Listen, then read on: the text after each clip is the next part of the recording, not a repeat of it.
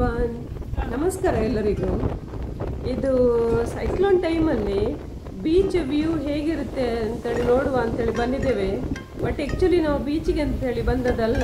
ಈ ಮಟ್ಟು ಬೀಚ್ ಹತ್ರ ನನ್ನ ಫ್ರೆಂಡ್, ಸಾಧಾರಣ ಒಂದು 2 ಕಿಲೋಮೀಟರ್ ದೂರದಲ್ಲಿ ನನ್ನ ಫ್ರೆಂಡದ್ದು ಮನೆ ಇದೆ. ನಾವು ಅವರನ್ನು ವಿಸಿಟ್ ಮಾಡಲಿಕ್ಕೆ ಹೋದಾಗ ಜಸ್ಟ್ ಬೀಚ್ ಹೇಗಿರುತ್ತೆ ನೋಡುವ ಅಂತ ಹೇಳಿ ಬಂದಿದ್ದೇವೆ ಅಷ್ಟೇ. ಅದರಿಂದ ಇದು ಬೀಚ್ ಪಕ್ಕದಲ್ಲಿ, ಬೀಚ್ ಸೈಡಲ್ಲಿ ಒಂದು ರೋಡ್ ಇರುತ್ತೆ ನೋಡಿ. ಆ ರೋಡಿನಿಂದ ನೋಡುವಾಗ ನಮಗೆ ಈ ದೃಶ್ಯ ಕಂಡಿತ್ತು. ಅದರಿಂದ ನಾನು ಸ್ವಲ್ಪ ಅದು ಶೂಟಿಂಗ್ ಮಾಡಿದ್ದೇನೆ.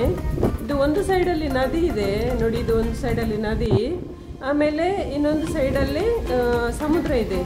ಆದರೆ ಇತ್ತೀಚೆಗೆ ಸೈಕ್ಲೋನ್ ಬಂದಿರೋದ್ರಿಂದ ತುಂಬಾ ಗಾಳಿ ಮಳೆ ಎಲ್ಲ ತುಂಬ ಜೋರಾಗಿದೆ.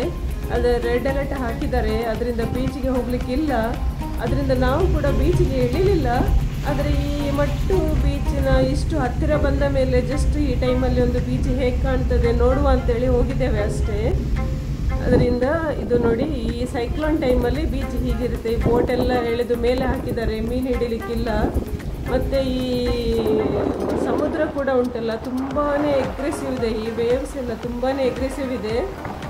ಖಂಡಿತ ನಮಗೆ ನೀರಿಗೆ ಇಳಿದು ತುಂಬಾ ಡೇಂಜರ್. ನಾವು ಹೋಗಿಲ್ಲ, ನಾವು ಜಸ್ಟ್ ಈ ಮೇಲೆ ರೋಡಿನ ಮೇಲೇ ನಿಂತು ಸ್ವಲ್ಪ ಒಂದು 15 ಮಿನಿಟ್ಸ್ ನಿಂತು ಇಲ್ಲೆಲ್ಲ ನೋಡಿ ಹಾಗೆಯೇ ನಾವು ವಾಪಸ್ ಬಂದಿದ್ದೇವೆ.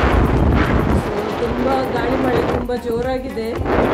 ಈ ತೆಂಗಿನ ಮರಗಳು ನೋಡ್ಕೊಂಡು ಗಾಳಿ ಎಷ್ಟು ಜೋರಾಗಿ ಬೀಸಿದೆ ಅಂತೇಳಿ.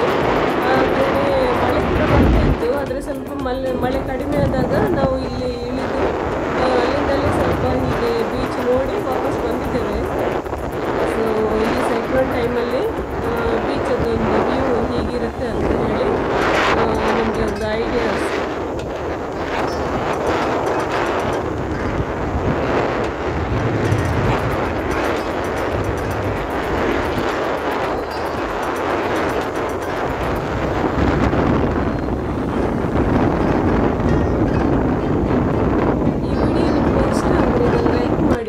ಚಾನಲನ್ನು ಸಬ್ಸ್ಕ್ರೈಬ್ ಮಾಡಿ. Thank you so much.